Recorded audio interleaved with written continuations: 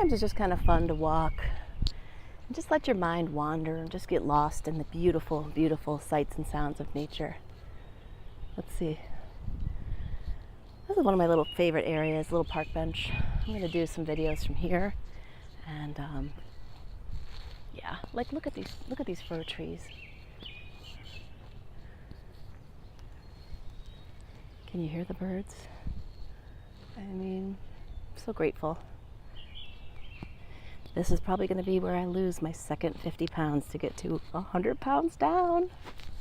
All right, guys, I'm so happy that I brought you with me today at the Cyberly Nature Center. I'm on a bridge. Does anybody out there like bridges? I'm going to film myself walking and running across this bridge because I'm not a runner. I'm not a marathon person. I'm just a 46-year-old person who is trying to lose 100 pounds, and I'm going to. So I want to share with you the beautiful sights and sounds of the Cyberly Nature Center in just one moment, and I'm going to show you what this looks like. So here in this scene, I set my tripod up and was just showing just the immense beauty of what's around the park. And I happen to love this bridge. There's fish on either side that you can see. There are sometimes people trying to feed ducks right out of their own hand. My son and I enjoy dropping little teensy little bird seeds into the pond to see if the fish come up, and they do. Here I was just adjusting my weighted vest and just practicing warming up my joints and stretching and just enjoying moving my body. I just know that I need to keep moving. I need to burn calories. I do have a weight loss coming up, a weight loss contest coming up where I need to drop 15 more pounds to get to my goal.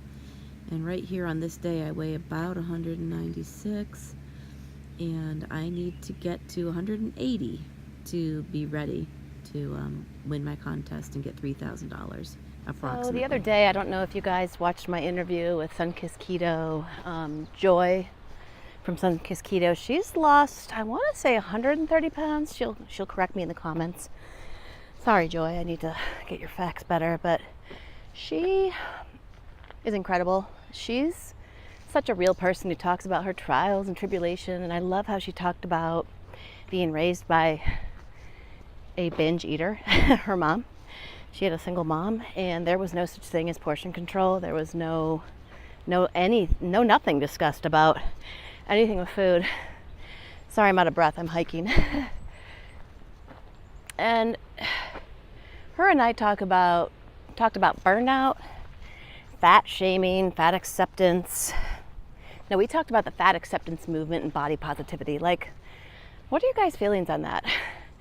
What is it? Because I'm starting to feel more and more that whole movement is being fueled by marketing and advertising for sales of fast food, plus size clothing. I just feel like the junk food industry is promoting people to just get fatter. Sometimes I just try to make it interesting and I wind around, and if I've got really good music on, I might do a little bit of a dancey jog walk there. But most of the time I'm listening to YouTube. I have several channels that I really love to listen to. Reg Edited, The Snake Diet, Bonsai Keto with Will and Stace, Taking Down Fat with C-Dubs, that's one of my favorites. Of course, Sunkissed Keto, who just interviewed me, and of course Lawrence Malchaff. One of the reasons I started the snake diet was after a phone call with him where he really upset me, and I thought, you know what, darn it, I am gonna do this. I didn't know what he meant by accountability photos on the snake diet thing. I just thought he wanted me to send a picture of me in my bra and underwear. What he meant was that Cole Robinson from the snake diet has an accountability photo place, and everybody has to be in the same outfit, in the same uniform, and you have to turn in, like, to say you're serious, to be in that page, you have to do a picture in your bra and underwear. And I just couldn't understand what he was talking about. So the rest of that day I just watched his videos. I watched Snake Diet Sasha's videos, Cole Robinson's videos, and I met a lot of other great videos that I like too. 6 Miles to Supper is a pretty cool video too. I draw a lot of inspiration from people, much more so than watching, a medical thing like Dr. Berg or Dr. Fung, but I do love Jason Fung. He's one, I read his obesity code. I think I had the audiobook of it. while I was doing yard work, but I really was interested in fasting, and then I landed on Snake Diet Guy. Pretty amazing turnaround, and I've lost 50 pounds in 6 months. See, December, January-ish to May, pretty quick, within 5 or 6 months, and I'm now just trying to up my exercise, because I'm still fasting, but I do OMAD a lot, which means 1 meal a day. I switch things up. I don't always do lengthy fasts.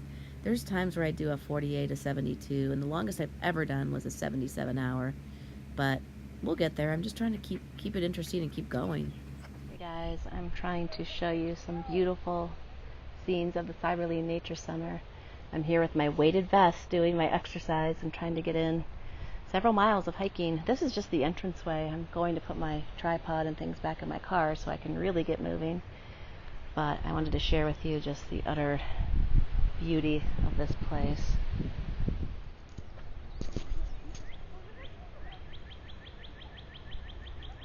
Welcome back to my YouTube channel.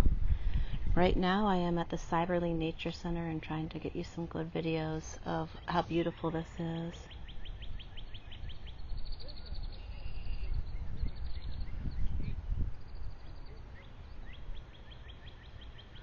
Hey guys, thanks for tuning in. I am bringing with me to the park today Brain Over Binge by Catherine Hansen. I love this book. I highly recommend it.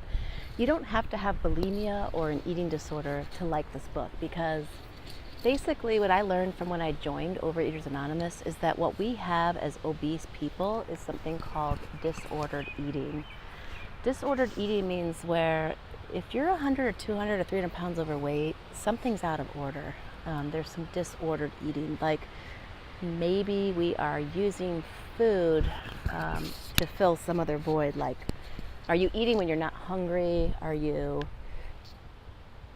filling a void? Are you using food for love? Are you trying to get back those childhood days of when you did go to that party and there was just a huge food spread everywhere? And I don't know, there's a lot of reasons people eat when they're just really not hungry. Like, I've watched a lot of Dr. Fung's videos. I've watched a lot of some Dr. Berg, some of my fasting tribe videos. People are eating when they're not hungry, and a lot to do with it is our brain, obviously. And also because it feels good, you know.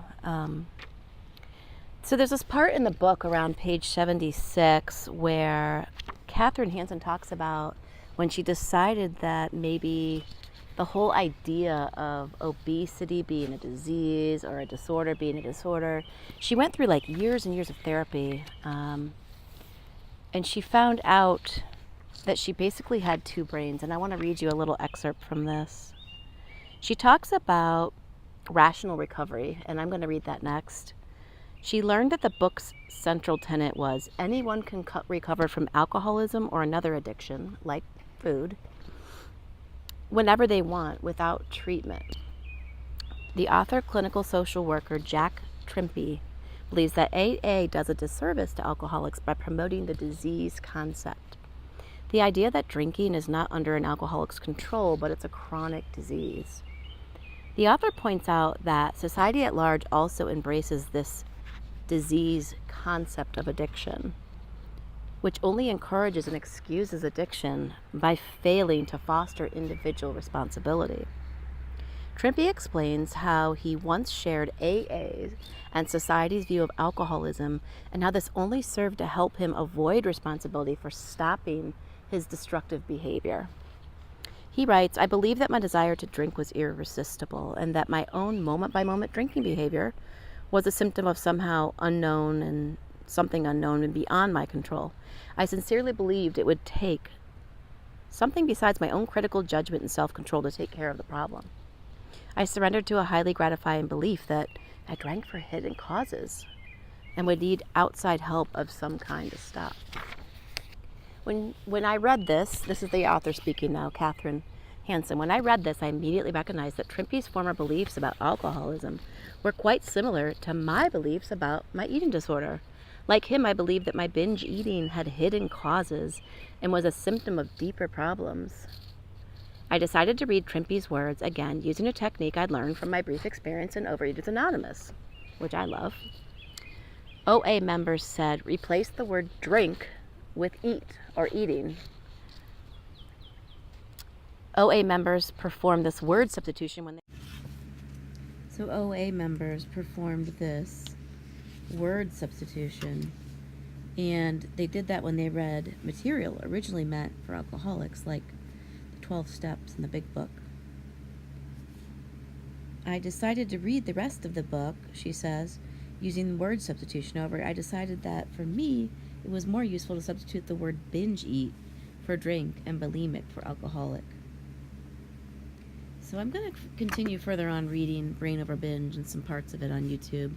I think it's going to be an amazing, amazing read. I'm really pretty excited about it. Thanks again, everyone, for watching. Please like, subscribe, and share. I'm all the way up over 500 subscribers. 526, I think. Have a great night, everyone, and keep fighting for your health to make it your #1 priority.